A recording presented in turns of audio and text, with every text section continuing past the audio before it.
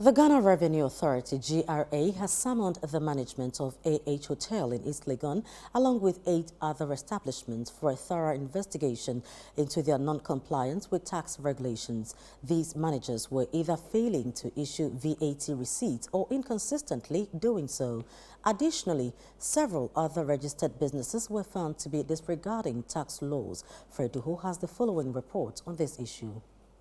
The GRA task force this morning in East Legon came to Aqua Soap. They've been locked up basically because they failed to comply with the directive to report at the offices of the GRA to be taken through the investigation process.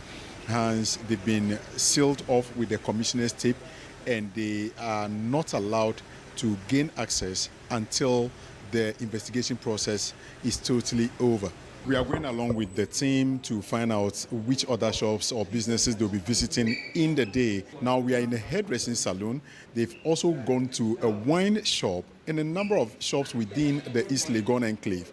They are just carrying out these snap checks, moving into one business space or the other, checking from their books as to whether they are complying with one tax or the other. They are not necessarily following up on the VAT, which is the value-added tax alone, but for them, as long as you are a registered business in Ghana, you should be paying one form of tax or the other. Hence, when they check through your books and that is not evident enough to prove that you are indeed paying tax with your business, they proceed to take you on and then subject you to further investigation, where it may even end up that your shop would be closed as the last resort. I have seen that you are even entering hairdressing salons and a number of petty shops. My thinking or my understanding from the onset was that shops that are into petty trading are exempted. What has changed?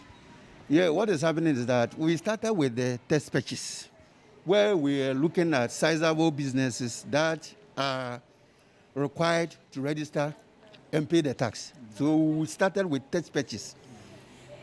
But then, over a period, we realized that many of those who are not complying with the VAT have issues with other tax types.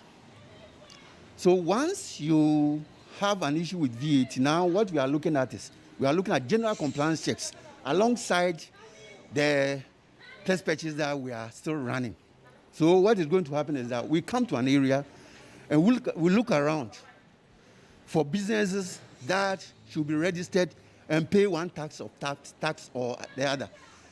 You can be paying PIT, where you are the sole proprietor. You have to pay CIT, where the company is limited by nature, or any other tax type, definitely PAYE and all that. So once you are registered, there should be one tax type that must be paid. At the A to Z boutique, also located within East Legon, the sales personnel are saying they are unable to provide documents, but the officials are proceeding to go through their drawers and bring out the necessary documents that they need. They are seeing receipt books and to ascertain if indeed they are making sales and not accounting or paying the right taxes as required by law. The sales book, from what we've seen, confirms that, because they do not have a VAT receipt that they are supposed to issue to customers anytime they come into their premises to make purchases.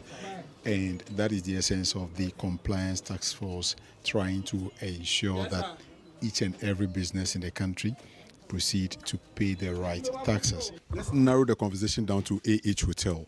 For them, you said they were doing selective issuance.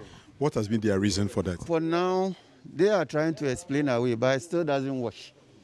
Because what we cited, the document we cited as COVID levy, it had NHIL levy, and it had Get Fund levy.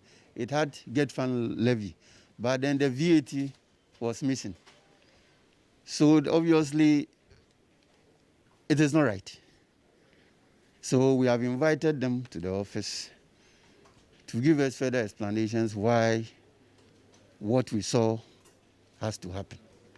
So we are expecting them in the office, and then based on, but you can see clearly that they are not compliant.